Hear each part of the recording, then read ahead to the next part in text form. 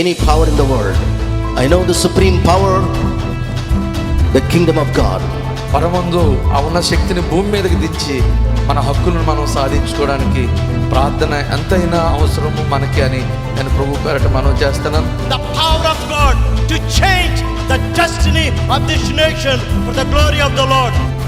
ఇప్పటి కార్యాల ద్వారా క్రైస్తవ్యం విజృంభిస్తుందే కానీ వ్యాప్తి చెందుతుందే కానీ అది నాశనం కాదు. దేవుని యొక్క వాక్యములో నేను నేర్చుకుంది, ఒక సేవకుడు చనిపోయినా ఇంకా గొప్ప సేవకులు లేస్తారు. అయితే హతసాక్షులుగా ఇంకా కొంతమంది అవ్వాల్సి ఉన్నారు. వారి లెక్క పూర్తవగానే ఆ హతసాక్షులకు జరిగినటువంటి కార్యాన్ని భూమి రుచి చూడబోతుంది.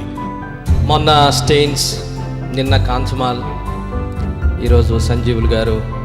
రేపెవరు నాకు తెలుసు జవాబు, రేపు నేనే లేదా మీరు కావచ్చు. మనం చావుకు భయపడేవాళ్ళం కాదు క్రైస్తవులం. చావుకు భయపడిన వాళ్ళు ప్రపంచంలో ఎవరైనా ఉన్నారంటే వాళ్ళు క్రైస్తవులు. ఎందుకంటే మన నిరీక్షణ ఏమిటంటే ఇక్కడ చచ్చిపోయిన మరుక్షణం ప్రభు సన్నిధిలో కన్ను తెరుస్తాం. మనం సేవిస్తున్నా, మనం ఆరాధిస్తున్నా దేవుణ్ణి చూస్తాము అన్నటువంటి నిరీక్షణ, ఆ విశ్వాసం మనల్ని చావును ఎదిరించడానికి ప్రోత్సహిస్తుంది. They may reach high scales of being CMs and aspiring PMs, but violence has no place in democracy. హింసకు పాల్పడి వాళ్ళు ముఖ్యమంత్రులు కావచ్చు, రేపు కాబోయే ప్రధానమంత్రి కూడా కావచ్చు, కానీ హింసకు ఈ దేశంలో తావు లేదని వాళ్ళు గ్రహించాలి.